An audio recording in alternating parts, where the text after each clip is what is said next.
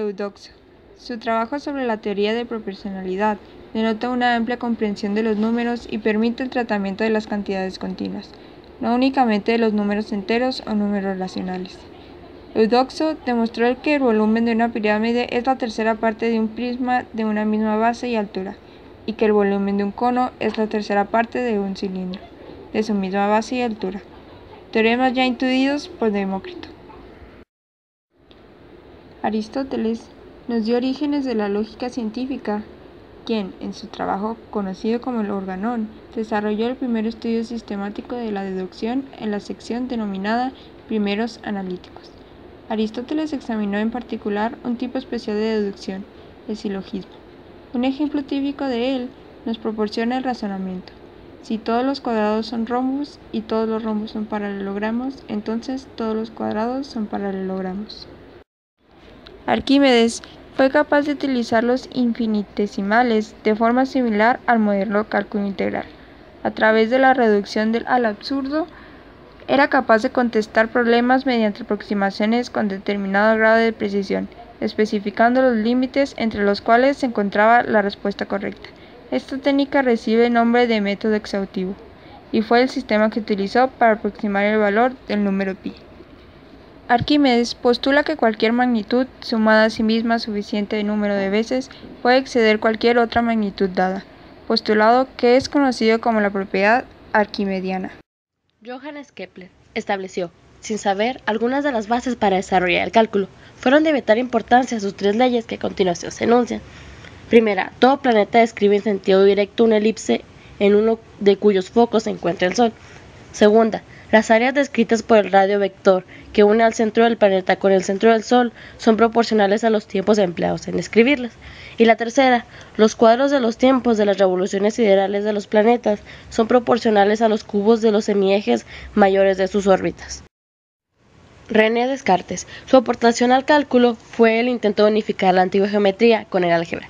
Junto a su compañero Pierre Fermat, inventó lo que hoy en día conocemos como geometría analítica, que es donde se sientan las bases para el desarrollo del cálculo. Blaise Pascal tuvo una aportación al cálculo muy concreta, la invención de la roulette o cicloide, que se define como la curva plana descrita por un punto de una circunferencia cuando esta rueda está sobre una línea recta. Con este descubrimiento, Pascal preludiaría el cálculo integral.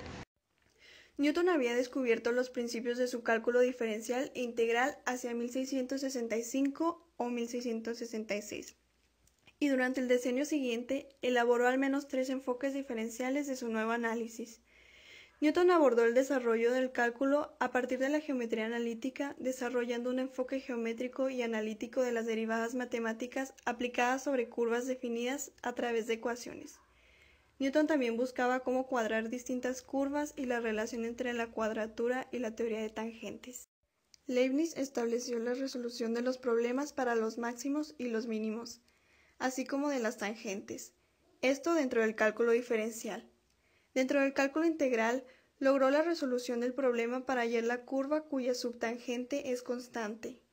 Expuso los principios del cálculo infinitesimal, resolviendo el problema de la isócrona y de algunas otras aplicaciones mecánicas utilizando ecuaciones diferenciales. Durante su vida, escribió un libro sobre cálculo diferencial, llamado Análisis de los infinitamente pequeños para el entendimiento de las líneas curvas.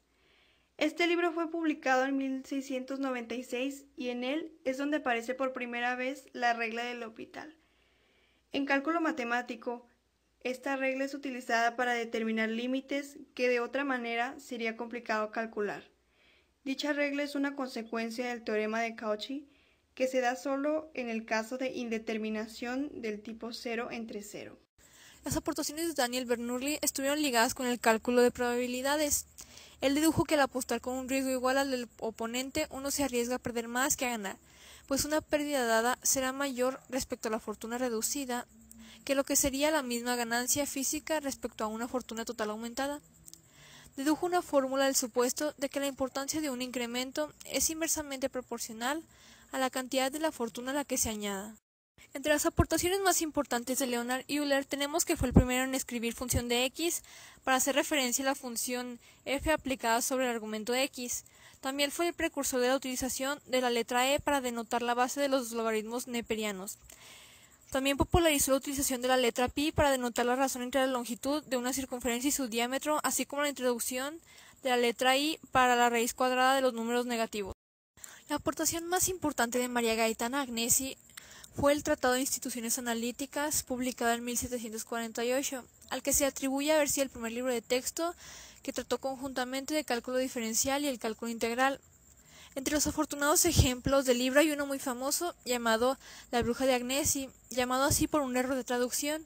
Se trata de una curva que varios matemáticos habían estudiado antes y que había dado un método de construcción, al que esta misma simplificó quedando la fórmula y igual a al cubo sobre x cuadrada más a cuadrada. Joseph Louis de Lagrange estableció la identidad de Lagrange, la cual habla de la relación entre dos incógnitas de dos vectores a y b, su producto escalar a por b y el módulo de su producto vectorial a por b. Ecuación de Lagrange. En una ecuación diferencial que se presenta de la forma y igual a g y' más f y', se puede resolver con la sustitución de y' igual a p, obteniéndose una solución general y una solución particular. Carl Friedrich Gauss. Consiste en someter el sistema a diferentes condiciones, fijando para ello distintos valores de la variable independiente x, y anotando en cada caso el correspondiente valor medido para la variable dependiente y. De este modo se dispone una serie de puntos x1, y1, xn y n, que representados gráficamente deberían caer sobre una línea recta en la serie de Gauss. Cuando se quiere saber el resultado de la suma de todos los números de una serie, se utiliza este método. Consiste en la suma de dos números, iniciando por el menor de la serie y el mayor. Utilizando todos los números no más de una vez, se multiplica el resultado por el número de sumas en el que se usan los números de dicha serie. Para que funcione este método, todos los resultados de las sumas deben ser el mismo. Augustin Louis Cauchy. Teorema del número poligonal de Fermat. Lagrange demostró el caso cuadrado en 1770. Gauss demostró el caso triangular en 1796, pero el teorema no fue resuelto de manera general sino hasta 1813 por Cauchy, basado en el lema para números naturales impares a y b tales que b cuadrada menor a 4a y 3a menor a b cuadrada más 2b y 4 se pueden encontrar números enteros no negativos. Karl Weierstrass. Ya conocer la definición matemática de derivada es una medida de la rapidez con la que cambia el valor de dicha función matemática. Función continua. Es aquella para la cual, intuitivamente para puntos cercanos al dominio, se producen pequeñas variaciones de los valores de la función. Límite a una función real. El hecho de que una función alcanza un límite en el punto C significa que la función puede ser tan cercana al límite como desee.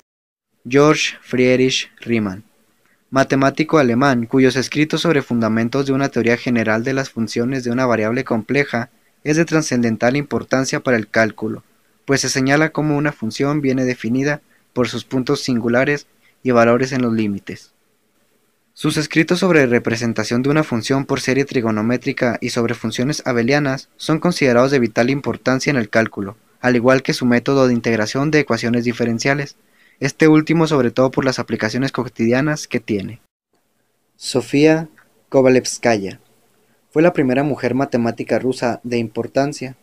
Realizó diversos trabajos sobre las ecuaciones diferenciales en derivadas parciales. Josiah Willard Gibbs fue un reconocido matemático y físico estadounidense, el cual se dedicó a los estudios del cálculo vectorial. Las herramientas para poder resolver estos problemas fueron su aportación al cálculo.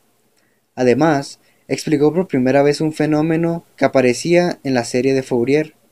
Este fenómeno fue nombrado fenómeno de Gibbs en honor a su nombre.